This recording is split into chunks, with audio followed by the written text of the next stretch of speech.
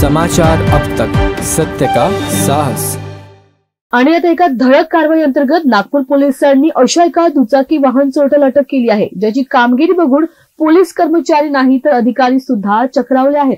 या चोरट्याची वय वर्ष अवघे 24 वर्ष, मात्र त्याने दुचाकी चोरीच्या क्षेत्रात भलतीच दूरपर्यंत मजल मारली आहे। परंतु म्हणतात ना, आरोपी कितीही शातीर असू द्या, एक ना एक दिवस तो पकडलाच जातोच। तसंच काहीच या चोरट्याविषयी झालंय। ललित गजेंद्र भोगे असं या महाचोरट्याचं नाव आहे। त्याने अवघ्या 2 वर्षात 77,70,000 रुपये किमतीच्या 111 दुचाकी चोरण्याचा विश्वविक्रमच केला आहे। नागपूर शहर पोलीस आयुक्त रवींद्र सिंगल यांच्या मार्गदर्शनात ही कारवाई करण्यात आली आहे। आरोपीने नागपूर शहर ग्रामीणसह विदर्भातील अमरावती, चंद्रपूर, यवतमाळ, वर्धा, अकोला, भंडारा आणि गडचिरोली पोलिसांच्या नाकावर टिचून या पठ्ठाने तब्बल 111 दुचाकी चोरल्या आणि त्यांची परस्पर विक्री सुद्धा केली। मात्र एका दुचाकी चोरीच्या प्रकरणाचा तपास पोलिसांनी सुरू केला असता तो नागपूर पोलिसांच्या हाती लागला आणि त्याचं बिंगच फुटलं। नागपूर पोलिसांनी आतापर्यंत 111 दुचाकी जप्त केल्या असून हा आकडा आणखी वाढण्याची शक्यता आहे। वाहन चोरीच्या कामात आरोपी ललित हा कुणाची मदत घेत नसे। त्याने एकट्याने एवढ्या साऱ्या गाड्या चोरल्या आहे अशी माहिती आतापर्यंतच्या तपासात पुढे आली आहे। वाहन चोर आरोपी ललित याने गेल्या महिन्यात वाडी पोलीस ठाण्याच्या हद्दीतील एक दुचाकी चोरली होती। दुचाकी मालकाने या संदर्भात वाडी पोलीस ठाण्यात तक्रार दाखल केली। शहरात वाहन चोरीच्या घटना वाढत असल्यानं वाडी पोलिसांनी या प्रकरणाचा कसून तपास गंभीरपणे सुरू केला।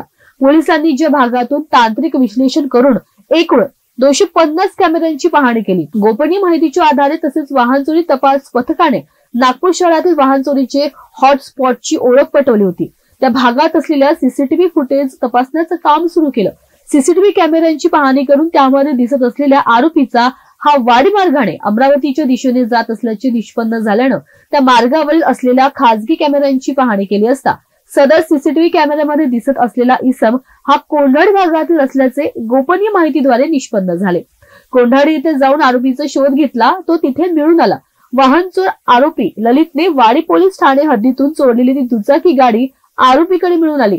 पोलिसांनी त्याची चौकशी केली तेव्हा त्याच्या घराच्या परिसरातून एकूण 20 चोरींचे वाहने आढळून आले।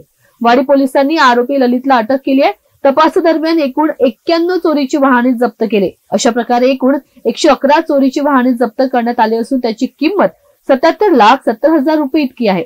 आरोपीने महाराष्ट्रातील एकूण 9 जिल्ह्यात वाहन चोरी केल्याचे उघडकीस आलं आहे। पोलीस आयुक्त रवींद्र सिंघल यांनी याविषयी अधिक माहिती दिली आहे। ऐकूया ते काय बोलले। जे कायद्यात बसेल तेवढी कारवाई आपण केली पाहिजे। काही वेळेस आपण अननेसेसरी काही विषयांमध्ये पडतो, जसा हाच आहे, तुम्ही सगळं आहे मग हे नाही ते नाही ते नाही तेथपर्यंत पोहोचतो। मग ही कारवाई जर आपल्याला कागदपत्रांची कारवाई बघण्याची करायची तर ते आपण करू, परंतु ते सगळ्यांसाठी कर, माझ्यासाठी पण तोच आणि तुमच्यासाठी पण तोच सगळे।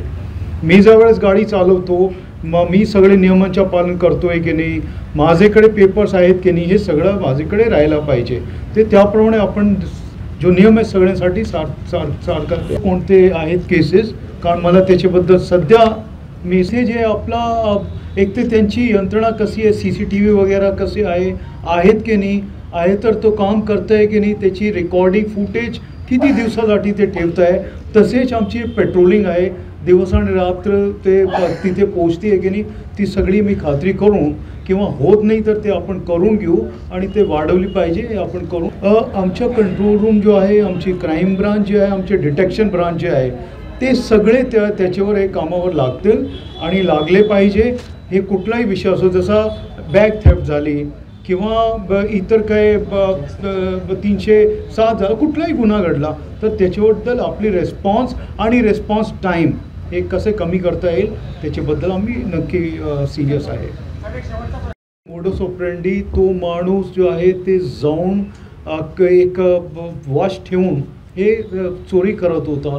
असं एक आहे जिथे पार्किंग लॉट आहे किंवा बँकचे बाहेर ते वाहन उभा करून असं ते करून तो जात होते, त्याच्यावर त्याची वॉच ठेवून जिथे आपले वॉचमॅन किंवा असं कंट्रोल जे पार्किंग ऑफिशियल पार्किंग नाही आहे तिथून जास्त वाहन ह्याच्यात गेलेले आहे।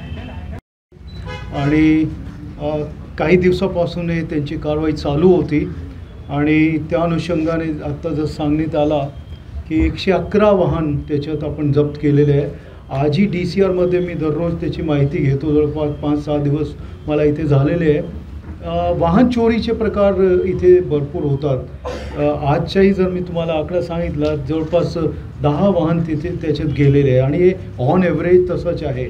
मग हे एक फार मोठा एक चॅलेंज आहे आपल्यासमोर आणि त्याप्रमाणे आपण कारवाई सध्या करतो आहे. कुठून गेला, केव्हा गेला, ते सगळं एक ॲनालाइज आणि ते पॅटर्न जे आहे त्याप्रमाणे आपली कारवाई सध्या चालू आहे. आणि याच्यात जो गुन्हेगार आहे त्याच्याकडून सुरुवातीला जे वाहन मिळाले तर त्याचे नंतर त्यांनी अजून कुठे कुठे विकलेले आहे, तो एक मोठा चॅलेंज आपल्यासमोर होता.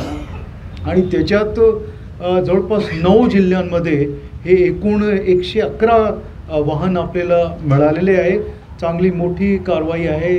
आपण जर बघितलं याच्या अगोदर कधी इतकी मोठी कारवाई झालेली नाही आहे. आणि ह्या डायरेक्शनमध्ये आम्ही सगळ्यांना सांगितलेलं आहे, एक गुन्हे थांबवणे आणि जर घडले तर ते डिटेक्ट करणे आणि डिटेक्ट केल्यानंतर ते सापडले पाहिजे आणि ते रिकवर पण झाले पाहिजे आणि ज्यांचे हे वाहन गेलेले आहे त्यांना परत पण मिळाले पाहिजे. या अनुषंगाने आपली सध्या कारवाई चालू आहे आणि चालू राहणार आहे. एक सगळे जे पोलीस स्टेशन DCPs आहे त्यांची मी 2-3 मीटिंग्स घेतलेली आहे. त्यांनाही सर्वांना सांगितलेलं आहे की आपण सगळ्यांचे डिटेक्टिव्ह ब्रांच जो आहे, परंतु दररोज एक जो गुन्हा होत आहे किंवा वाहन जर ज्या गुन्ह्यामध्ये जात आहे तर ते कुठे जातात, काय कारण हे विकतात कुठे, ते ग्रामीण भागात. इथे आपण जनरली चेकिंग करतो आणि हे जनरली जे सगळे वाहन मिळालेले आहे ते ग्रामीण भागातच आपल्याला मिळालेले आहे. तर याप्रमाणे कारवाई चांगली झालेली आहे. त्याबाबत आज एक प्रेस कॉन्फरन्स आपण बोलवलेली होती. आज थोडा उशिरा झालेला आहे, त्याबद्दल आम्ही दिलगिरी व्यक्त करतो, कारण आमची एक अजून कारवाई चालू होती. या क्रिमिनल्सवर आणि क्राईम कमी करण्यासाठी आणि लॉ अँड ऑर्डर आपले कंट्रोलमध्ये राहायला पाहिजे. कोणी हे समजून की काही करू शकतो असा होता कामा नये, या अनुषंगाने आपली कारवाई चालू आहे. काहीच नाही. 2 वर्षापूर्वी त्यांनी लव्ह मॅरेज करून कोंढाण्याला राहायला आला होता तो, त्यामुळे ते पैशाची आवश्यकता असल्यामुळे त्यांनी ते दाखल नाही आहे. बस 12वी पास. त्या अगोदर ॲटो डीलचं काम करत होता. अगोदर ॲटो डील त्या मोबाईलमध्ये सेकंड हँड गाड्या विकण्याचं. त्याला असं माहीत पडलं की याच्यावर 2-4 हजार बेनिफिट भेटत आहे, पण जर चोरीची गाडी विकली तर चांगलं बेनिफिट मिळेल. 1 महिन्यानंतर 2 महिन्यानंतर देतो म्हणून सांगायचं. 111 व्हेकल आपण डिटेक्ट केलेलं असतो, सर्व विकलेलं. समाचार प्रतिनिधीसाठी रिंकू पानतावणे, नागपूर.